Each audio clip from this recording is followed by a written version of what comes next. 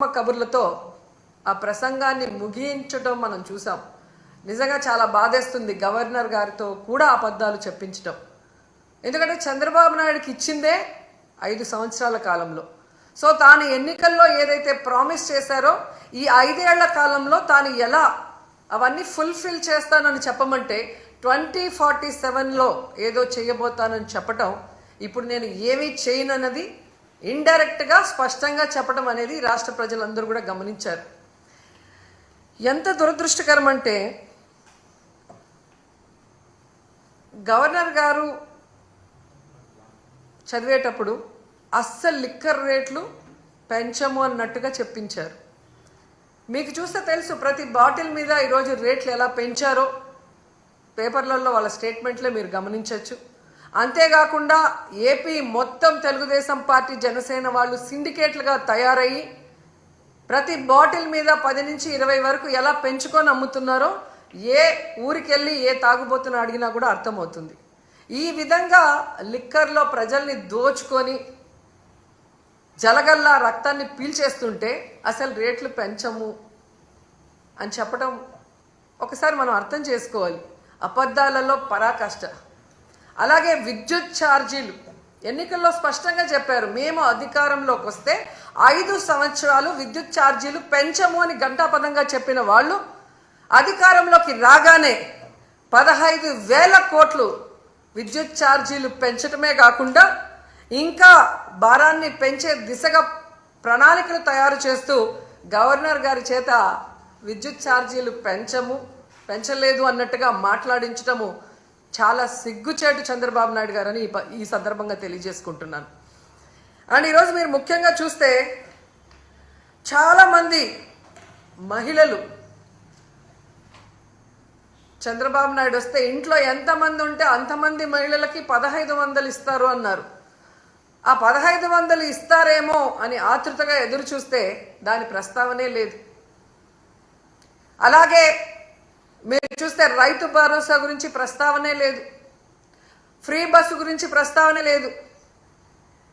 అమ్మఒడి జగనన్న ఇస్తూ ఉన్నారు, మేము తల్లికి వందనం ఇస్తాము అని చెప్పి గొప్పగా ప్రచారం చేసుకున్నారే కానీ ఈ రోజుటి వరకు 9 నెలలు అవుతుంది, ఒక్క పైసా ఇవ్వలేదు తల్లికి వందనం. కనీసం జగనన్న ఇస్తున్న ఆ అమ్మఒడిని కూడా కంటిన్యూ చేయకుండా ఈరోజు ఎగ్జామ్స్ కూడా వచ్చేసాయి. అంటే ఏ విధంగా పిల్లల్ని మోసం చేశాడో అనేది మనం కళ్ళారా చూడాలి. అంతేకాకుండా మీరు చూస్తే రైతన్నలకి అన్నదాత సుఖీభవ 20,000 ఇస్తాము అన్నారు. వాళ్ళకి అలాగే చంద్రబాబు నాయుడు కరువు కవల పిల్లలు అంటారు. ఆయన రాగానే ఎలా కరువు వచ్చి అందరూ అల్లాడిపోతున్నారో మనం చూస్తున్నాం. గిట్టుబాటు ధర లేదు, అలాగే పెట్టుబడి సహాయం లేకపోతే ఆ రైతులు ఏమవ్వాలి? కనీసం గవర్నర్ గారి ప్రసంగంలో రైతు భరోసా ఇస్తాము అన్న భరోసా కూడా ఇవ్వకుండా చేశారు అంటే రైతన్నలు ఏ విధంగా మోసం చేస్తున్నారో మనం కళ్ళారా చూస్తున్నాం. ముఖ్యంగా విద్యార్థులు, ఈరోజు విద్యార్థులు అమ్మఒడి లేకుండా ఇబ్బంది పడుతుంటే చదువుకున్న పిల్లలకి ఉద్యోగాలు ఇస్తాం లేదా నిరుద్యోగ భృతి 3,000 ఇస్తామని చెప్పి మోసం చేసి అధికారంలోకి వచ్చాక ఈరోజు మీరు చూస్తే ఏ విధంగా వాళ్ళందరికీ కాంట్రాక్ట్ ఉద్యోగాలు కానీ అలాగే అవుట్సోర్సింగ్ ఉద్యోగాల్ని ఎలా తీసేస్తున్నారో, ఉన్న వాళ్ళని వాలంటీర్స్ని ఎలా తీసేశారో మనం చూస్తున్నాం. ఉద్యోగం ఇస్తా లేదా నిరుద్యోగ భృతి ఇస్తామన్న పెద్ద మనుషులు ఉద్యోగాలు ఇవ్వలేదు, నిరుద్యోగ భృతి ఇవ్వలేదు. 9 నెలలు అవుతున్నా కానీ ఆల్రెడీ ఉన్న అవుట్సోర్సింగ్ ఎంప్లాయీస్ని అలాగే కాంట్రాక్ట్ ఎంప్లాయీస్ని వాలంటీర్స్ని లక్షలాది మందిని తీసేసి వాళ్ళ కడుపు ఎలా కొట్టారో ఈరోజు అందరూ కూడా గమనించాలని కూడా ఈ సందర్భంగా తెలియజేసుకుంటున్నాను. ముఖ్యంగా ఉద్యోగస్తులు చంద్రబాబు నాయుడు వస్తే ఏదో చేసేస్తాడు అని దేవుడు లాంటి జగనన్నని ఈరోజు ఓడించడానికి కంకణం కట్టుకున్నారే. మరి 9 నెలలు అవుతుంది, ఈరోజు మీకు డిఏ లేదు, ఐఆర్ లేదు, కనీసం పిఆర్సీ కూడా లేదు. చంద్రబాబు నాయుడు అబద్ధాలు చెబితే చాలా కమ్మగా ఉంటాయి, నమ్మి ఓటేశారు. పోనీ మొదటిసారి ముఖ్యమంత్రి కాదు కదా చంద్రబాబు నాయుడు. గతంలో 3 సార్లు ముఖ్యమంత్రిగా చేసినప్పుడే ఇచ్చిన వాగ్దానం ఏ రోజు నెరవేర్చడు అన్ని వర్గాల వారిని ఎలా అవమానించి మోసం చేస్తాడో తెలిసి కూడా మళ్ళీ ఆయన్ని నమ్మి ఓటేసిన మిమ్మల్ని చూస్తే నాకు జాలేస్తుందని కూడా ఈ సందర్భంగా తెలియజేసుకుంటున్నాను. ఎందుకంటే ఏదైనా చేయగలిగితే అది జగనన్న చేస్తాడు, జగనన్న చేయలేకపోతే ఏ ముఖ్యమంత్రి చేయలేడు అని అనేక ప్రెస్ మీట్లో నేను చెప్పడం జరిగింది. ఎందుకంటే జగనన్న మనసున్న నాయకుడు. ప్రతి మనిషికి మంచి జరుగుతుంది అంటే ఎంత దూరమైనా చేయటానికి ముందుకు వెళ్ళే వ్యక్తి. మరి ఇన్ని వెల్ఫేర్స్, ఇన్ని డెవలప్మెంట్స్, ఇన్ని ఉద్యోగస్తులకి రెగ్యులరైజ్ చేసిన వాళ్ళు ఏదైనా 1-2 చేయలేకపోతే అది ఎందుకు చేయలేదని ఆలోచించి మళ్ళీ ముఖ్యమంత్రి అయిన తర్వాతైనా మాకు చెయ్యండి అని చెప్పి రిక్వెస్ట్ చేస్తుంటే ఈరోజు ప్రజలు బాగుంటారు, మీరు బాగుంటారు, ఈ రాష్ట్రం కూడా అభివృద్ధి వైపుకు పరుగులు తీసుంటుంది. కానీ ఈరోజు ప్రజలు నాశనం అయిపోతున్నారు, రాష్ట్రం నష్టపోతుంది, ఉద్యోగస్తులు నష్టపోతున్నారు. ఈ విషయం ఇప్పటికైనా గమనించాలని ప్రతి ఒక్కరిని కూడా కోరుకుంటున్నాను.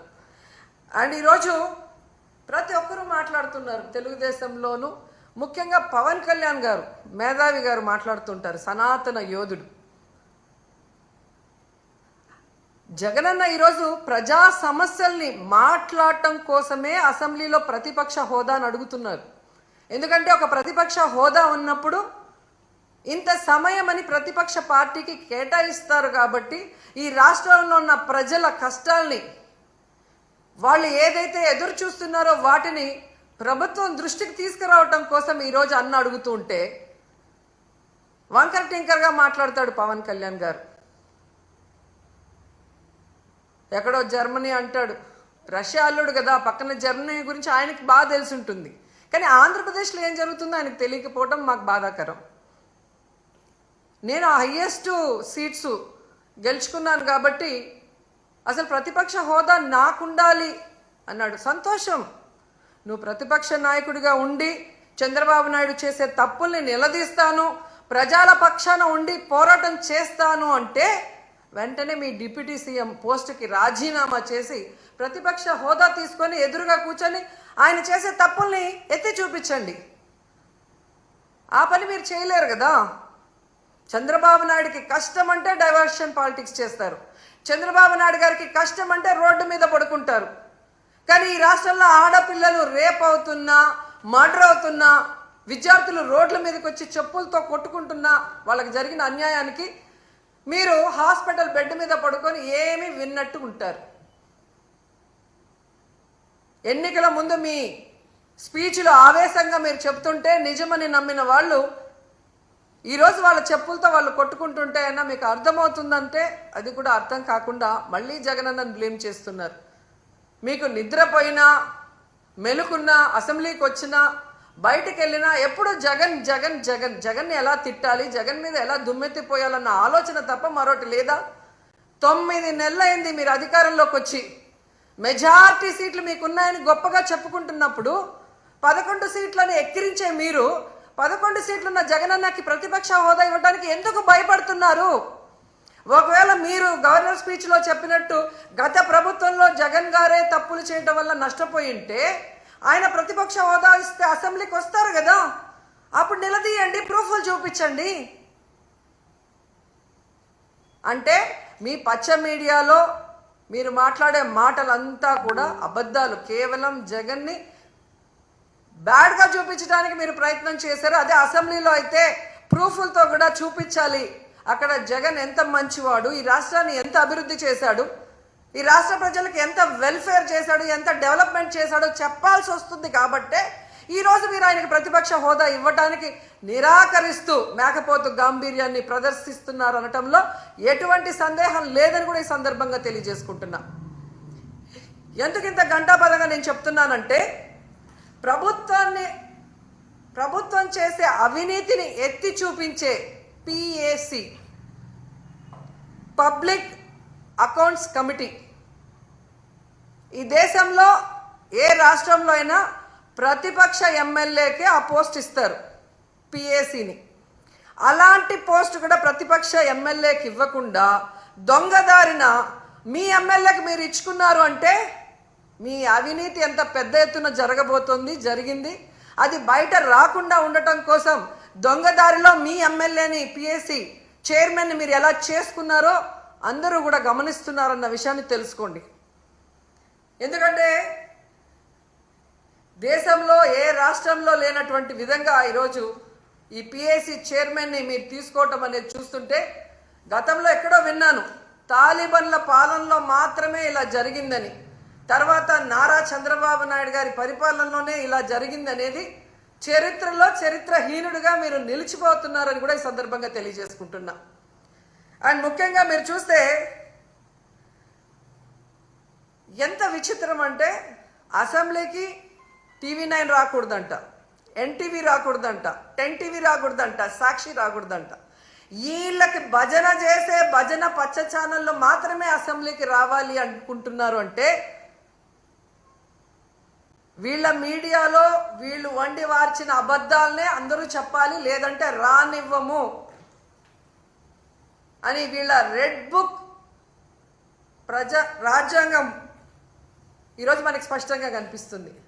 అంటే వీళ్ళు చేసే అవినీతి ప్రజల దృష్టికే పోకూడదు అని ఛానళ్ళని కూడా బ్యాన్ చేసే విధంగా ఈ రెడ్ బుక్ రాజ్యాంగంలో చూస్తుంటే, అసలు ఈ రాష్ట్రంలో వీళ్ళని చేసే తప్పుల్ని ఎవరు కూడా ఎత్తి చూపించకూడదు, చూపించే వాళ్ళు ఎవరిని కూడా మేము సహించమనేది స్పష్టంగా అర్థమవుతుంది. ప్రతిపక్ష హోదా జగనన్నకి ఇవ్వరు, పిఎస్సి చైర్మన్ ప్రతిపక్ష ఎమ్మెల్యేకి ఇవ్వరు, వీళ్ళు చేసే తప్పుల్ని ఎత్తి చూపించే ఛానళ్ళని అసెంబ్లీలోకి రానివ్వరు, గవర్నర్ గారితో కూడా అబద్ధాలు చెప్పిస్తారు. అంటే వీళ్ళ చైర్మన్, వీళ్ళ డిప్యూటీ చైర్మన్, వీళ్ళే సీఎం, వీళ్ళే డిప్యూటీ సీఎం, అంతా వీళ్ళ భజన బ్యాచ్ పచ్చ ఛానల్.